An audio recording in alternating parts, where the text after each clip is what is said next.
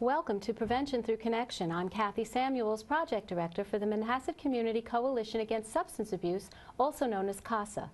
Manhasset CASA strives to reach youth before they are in trouble by connecting parents, school, community, and youth as partners in our goal to help teens grow up healthy. As a grant recipient of the Office of National Drug Control Policy's Drug-Free Community Support Program, our mission is to reduce substance use amongst youth and strengthen collaboration among our communities, nonprofit agencies, and governments to support the goals of our community coalition. Today's guest is Don Hooton Sr., President of the Taylor Hooton Foundation. Don is the leading national spokesperson on the issue of appearance and performance-enhancing drug use by our nation's youth. He and his team have spoken to hundreds of thousands of people across the country. High-profile baseball stars like Mets pitcher Dylan Gee and New York Yankees Brett Gardner participate on the Foundation's advisory board, and national partners include Major and Minor Baseball League, the NHL, NFL, National Trainers Athletic Association, and the National Baseball Hall of Fame, and the New York Yankees. Welcome, Don, and thank you for being here today. Don, can you begin telling us exactly what is the problem here in our country, as well as how did you form your foundation? Well, let's start with how did we form our foundation. We have 3 children, or had 3 children. Our youngest son, Taylor, is a high school baseball player. And at 16 years old, 6'3", 180 pounds, Coach told him he needed to get bigger in order to improve his chances of making the varsity team. And unbeknownst to the coach, and certainly unbeknownst to us, Taylor followed the lead of several of the other players on his baseball team and began using real anabolic steroids. And 7 months later, he died. And as parents, we were shocked to find out how dangerous these drugs really are. We were oblivious to what performance-enhancing drugs, what kind of risk comes along with them. But what shocked us even more than that was finding out how many children in this country are playing with these drugs. In fact, can you tell us, I mean, we've seen so many statistics on your wonderful website, taylorhooton.org, as far as how many kids in our nation are actually estimated as using steroids. Let me go through some stats and try to put it into perspective so that our viewers can really comprehend it. The latest numbers come from the Partnership for Drug-Free Kids, headquartered right here in New York, and they did a national survey in 2014. And if we think of the total population of high school students, that's boys and girls, athletes and non-athletes, 7% of our kids admit to using anabolic steroids. Now, what do those numbers mean? That means that in a typical high school, 2,000 kids, that's 140 children using these drugs, admitted to using the drugs. That's about 1 per classroom. Now, if we go out and ask our local school officials, problems not going on in my school, problems not going on in our community, and I think they're all answering honestly what they believe, that it's not going on in their school. But Kathy, it's going on everywhere across the country. You know, I'm curious, you know, across Long Island, across the state, across the country, as far as we can see, the number 1 drug of choice is alcohol. It's readily available, it's in people's refrigerators. But where do kids get steroids from? Well, if some of the listeners are sitting in front of a computer right this second, go into Google or any of the search engines and type the words buy, as in purchase, buy steroids online. And I predict they're going to get somewhere between 3 and 4 million hits, and spend about 5 minutes looking at some of the sites, and you'll find out how easy it is for our children to order the drugs, yeah. get them delivered. Yes. Mm-hmm. Now, if that's too much trouble, I would suggest that in every public gym, just visualize where the big guys are working out, the guys with the muscle shirts and the free weights. You can just assume that anabolic steroids are being sold back there. Our son Taylor bought his at our local YMCA. And his mom's, is there a safer place to send your kids? Taylor, a typical child, age 15, going to baseball practice, taking steroids. Tell us his story. Tell us what happened and the tragedy for your family. Taylor's older brother, Donald, played Division I baseball, always, so he's looking up to his older brother who's playing very, very competitive baseball. Taylor played baseball from the time he was in T-ball and then the Little League, made the All-Star team in every league he ever played in, had a pretty good bat, and Taylor was, my job took us all over the country, and we moved to competitive North Texas in the Dallas area where football is everything.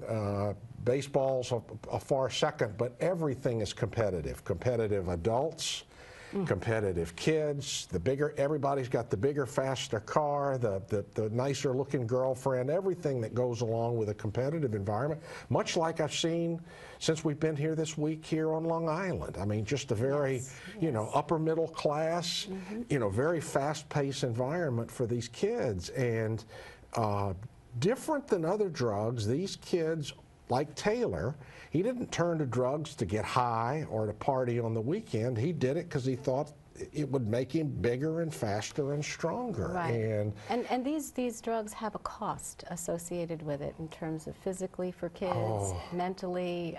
Could you tell us a little bit about what happened with Taylor? Yeah. What we saw, we didn't know at the time, was caused by steroids. We just saw a young man that his behavior changed dramatically. We didn't know what to call them at the time, but what we were seeing were roid rages. Okay. Mom coming in and telling Taylor, it's 11 o'clock, you got to get off the computer, it's time to go to bed, or you got to do your homework. And Taylor on multiple occasions would slam his fist down on a table, curse at his mom, and that just isn't the type of behavior. So we'd see the roid rages. When we finally figured out what the problem was, a psychiatrist finally diagnosed the problem after 2 other doctors had missed it, and she had him quit cold turkey. And then the roid rages, right out of the medical textbook, turned from aggressive behavior to depression. And the depression became serious enough that Taylor took 2 belts and hung himself in his bedroom where his mom found him. And it was then that we discovered, and what a terrible way to learn how dangerous these drugs can be. Oh, and such a tragedy for your family. We are so sorry for your loss and so thankful that your family has dedicated themselves to this cause of educating kids and families across our country to the dangers of steroid use. I wanted to get back to where the kids are getting the steroid use. You mentioned they go online, accessing them. So are they ordering them from the local pharmacy? Are they ordering them from the guy down the block? Where exactly are all of these performance enhancement drugs coming from? Great question, and a very important question, because most people, when they think anabolic steroids, think about, well, it must be something that's coming through the back door of the pharmacy, or there's some doctor prescribing them, and nothing could be further from the truth. I'm sure there are some like that, but the overwhelming majority are just like other street drugs.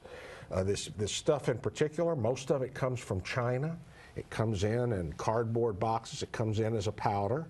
The local dealer that's either running the website or selling them at the gym mixes them with oils before they're put into vials. And in this case, they're mixed with Wesson oil or sesame seed oil, peanut oil. We've heard cases of these dealers mixing them with horse urine or with Armor oil. Now, the point about horse urine is it's an oil based. I mean, a lot of people say horse urine, how well, could that be an oil? We had a DEA agent tell us about busting a website that was selling this stuff, and he says, well, horse urine, it feels real oily, and we kind of laughed and said, I don't know, I've never felt horse urine, but apparently it's a very thick, oil-based substance that they mix. That the dealers are mixing, and they're putting all sorts of things in it, and kids, I think it's almost the same as the prescription drug epidemic that we've been seeing here. People, kids, adults think that it's prescribed, then it must be safe. And I think, again, with going on the internet and not knowing where any of these things are coming from without a prescription, it's quite dangerous to their health, and we don't know what's in them. Well, that's right, and the kids see their favorite professional athlete in any sport getting caught using this stuff, and the kids think they're getting the same stuff that their professional athlete is getting, and that's not the case. It may be called the same, may be called Decadurabolin or Winstrol or whatever the different names of the steroids are, but they are not getting the medicinal or pharmaceutical grade steroids that the big guys are getting. Right, and of course all of the steroid use is illegal under all of these rules of baseball, football, hockey. I wanted to just know, in terms of the amount of support the Taylor Hooton Foundation has had from the professional sports leagues. If you could tell us a little bit about that before we go maybe to some teen questions. We've got teens here in the audience who wanted to ask you something. Well, I'm glad you asked that, because I'm extremely proud of the job that Major League Baseball has done in support of us. There have been others that I'll tell you about, but Commissioner Seelig and now Commissioner Manfred, we've been working with those two gentlemen now going on 10 years.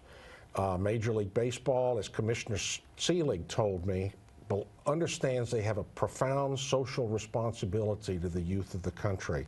So they have provided us the financial support that we've needed along the way, as well as now we are in the process of filling out an advisory board full of all 30 teams are putting up some of their best athletes to step forward and become role models, positive role models, to talk to the kids and send public service announcement type messages about it's possible to make it to the top and be some of the very biggest guys without having to resort to drugs. But the NHL is behind us, the NFL is behind us, National Baseball Hall of Fame.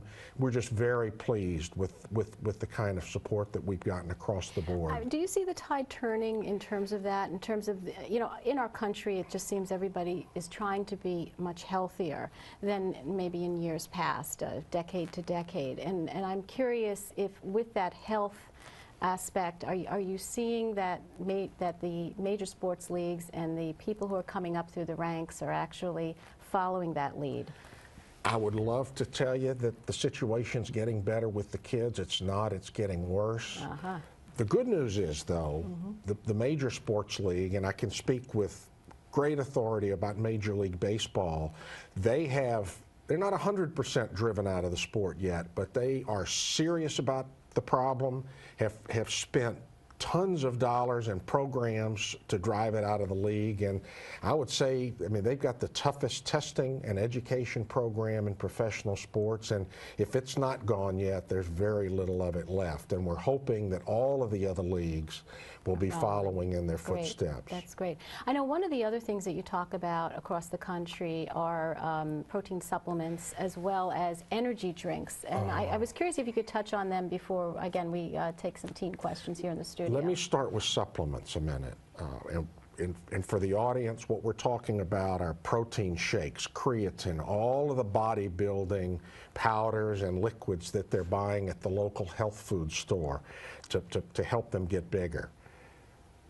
Numbers are consistent that about 20 to 25%, 1 out of every 5 or 1 out of every 4 of those products that mom, that you buy for your kid at the local health food store in the mall are spiked with banned substances like anabolic steroids.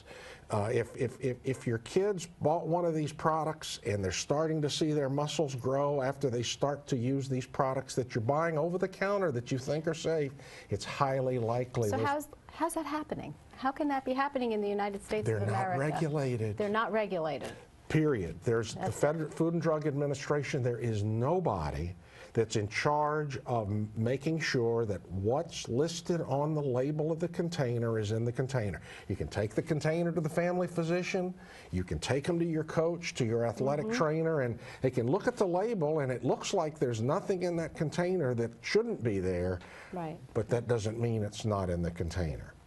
Gotcha. And energy drinks. Everybody, there are all sorts of trucks hitting delis, supermarkets with these highly caffeinated drinks. We know from our friends at North Shore LAJ Feinstein Institute, Dr. Stephen Dewey, that it takes almost 48 hours to for the brain to actually come down to normalcy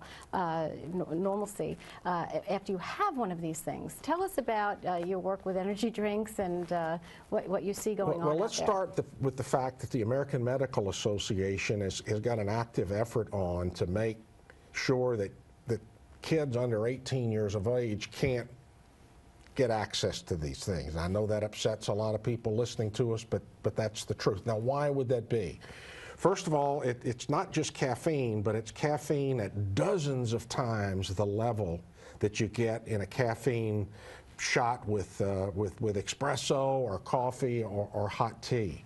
But not only that, these typical energy drinks is loaded with substances like guarana and taurine. Well, what is that? Those are substances that are put in these drinks to supercharge or turbocharge the stimulative effect of the caffeine. And there have been a number of documented deaths around the country. I think there's over, is it 20,000 emergency room visits a year? The Dawn report is showing that through SAMHSA. I mean, we are seeing more and more emergency room visits by kids, by adults who are drinking energy drinks. And they've become so prevalent that few people that I talk to are even aware that it's something they should be concerned about. It's all around us. It's sometimes I think we all think about coffee. We think, well, what could be wrong with a cup of coffee or a double shot of coffee? You know, we've got different coffee shops at every corner here. But I think that as we go through, time going forward, we're going to see more and more, hopefully not more and more of these, as you educate people across the country to the dangers. At this time, I think it's a good time maybe to turn to some of our teens here in the studio.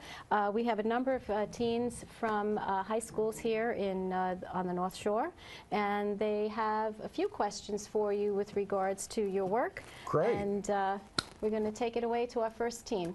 Hi, my name is Jason. So my first question is, are the steroids sold on the street real steroids? That's a great question, Jason. Yes, they are, and no, they're not. They're real in the sense that the chemical makeup in them does the same thing that real steroids do, but they're counterfeit in the sense that they're not made, typical pharmaceutical grade steroid is picture the little guys and gals in their white lab coats working in a clean room in a laboratory that are developing these drugs. These drugs are mixed up in somebody's basement or garage in very unsanitary environments.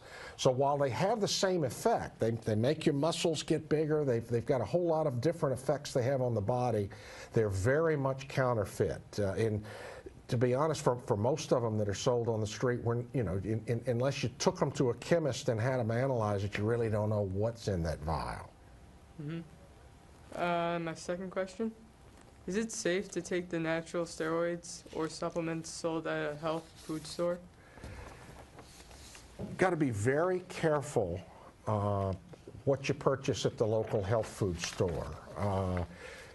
There are two resources that I'd like to suggest that parents look to before they allow their kids to be buying this stuff at the health food store.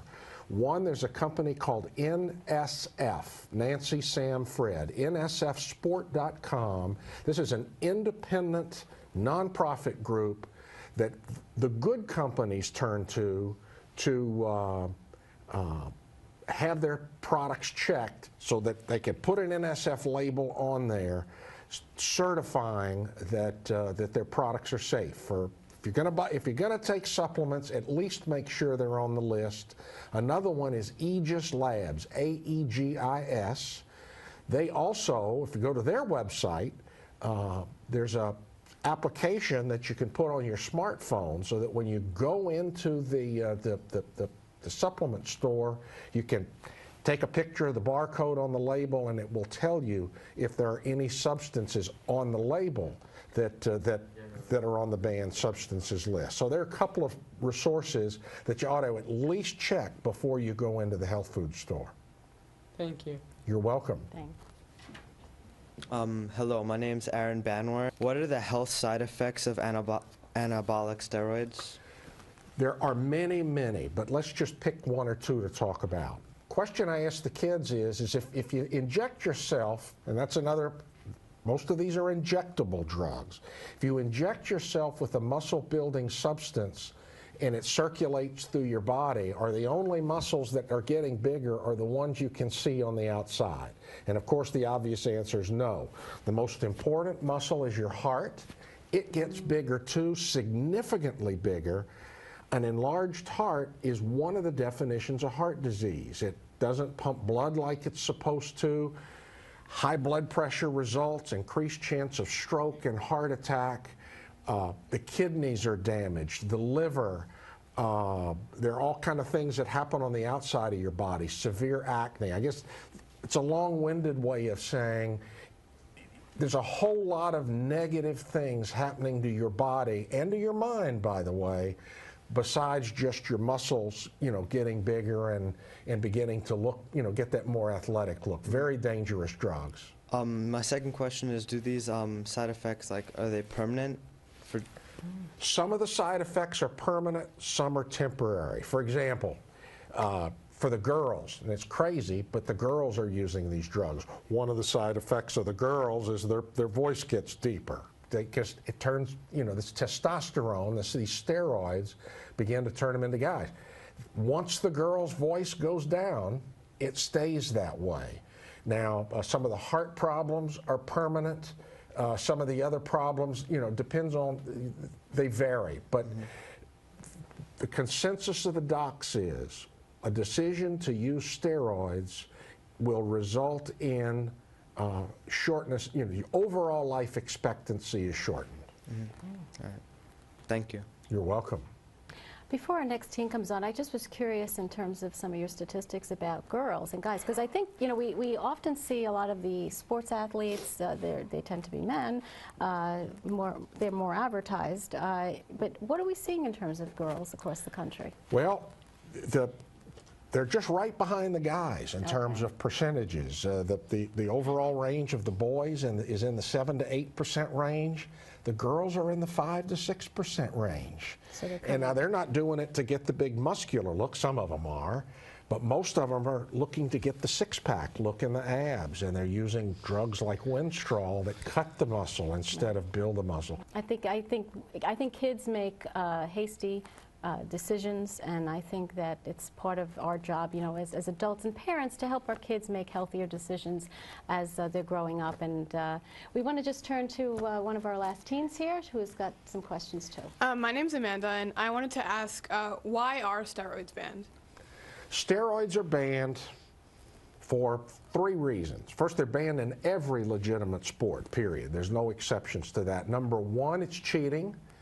And I hope we don't have to explain to the audience today that if it's against the rules, we shouldn't be doing it, whether it be at an individual level or a team level. Second, they're illegal. Most of our young people don't realize that these are just as illegal as most of the other drugs that we talk to them about. And finally, they're banned because they're dangerous, because of some of the problems we've already talked about. But in the end, even if they weren't against the rules, even if they weren't banned with proper education, we're hoping that most folks that are susceptible to using these drugs won't do it. Okay, and my second question is, when did steroids emerge in sports as kind of, when did they kind of gain popularity? That's a great question. I think for the older listeners, older being folks like me that are here, will remember back in the 60s with the German swimmers, that during the Olympics, the girls were unknowingly given steroids, and most of them had severe long-term consequences. They emerged into the Olympics and then into professional sports. But in the last 10 to 12 years, this stuff has permeated down through the colleges and into the high schools. And it's pervasive. And even though now we're starting to really wipe this thing out at the professional level, we've got so many kids doing it, it's going to be very difficult to get the horses back in the barn. Thank you. Thanks, Amanda, and thanks to all the teens here at Public Access Television for being a part of today's program. Before we close up, Don, I just wanted to talk a little bit about parents. What can parents do at home? Are there any signs that they should be aware of?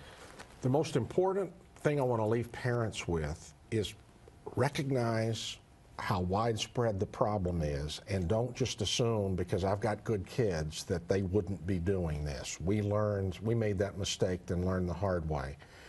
Look for some of the most obvious signs of sudden growth, especially with the boys. Acne on the back. Taylor put on 30 pounds of muscle in 90 days. It's just not possible. Sudden desire to work out at the gym. Without these drugs, they can't work out 2 and 3 times a day. It's just not possible. He had bad breath. There's a number of signs that with a little bit of reading, they're pretty easy to spot. I would encourage, the viewers to go to our website. Our website's been up. All of that information is there. Here's a controversial one. Search your kid's room, not just for steroids, but for other drugs. We made a mistake. We gave our children a zone of privacy and didn't go look, in their secret places in their rooms. If we had, we would have spotted the fact that Taylor was using anabolic steroids. But that applies to all drugs, and I would encourage parents to do that. But recognize it's going on in the kids' schools. Recognize that some of their friends are doing this. And even if they're not now, I promise you, when they go off to college, they will be exposed to these drugs. Talk to them. Talk to them once, talk to them twice, talk to them regularly. Right. And is there anything as communities that we can do to combat this issue in terms of the drugs and just the availability of it? I think the most important, I bottom of my heart believe the most important thing we can do is what we did here today, which is talking to the kids and educating them. Most of these kids, 85% of our children report they've never had anybody talk to them about performance-enhancing drugs. And we could talk about it, but we don't have time about all of the messages that are being sent to our kids about, just think about what we call them, performance-enhancing drugs. What could be wrong with something that's performance-enhancing? But we need to be educating our kids in the schools, in the athletic programs, and at home across the dinner table. Great. Thank you so much, Don, for being with us today. I think our time is up for today's program. And again, we'd like to thank Don Hooton Sr. and the Taylor Hooton Foundation for their work to combat steroid abuse across our communities, as well as the staff and teens here at Public Access TV. We hope today's program has been informative, as steroid use often goes unnoticed by parents, coaches, and caregivers. For additional resources, please go to the taylorhooton.org website or manhassacasa.org. And until next time, this is Kathy Samuels, Project Director with the Manhasset CASA, wishing you and your family a healthy and safe tomorrow. Thank you.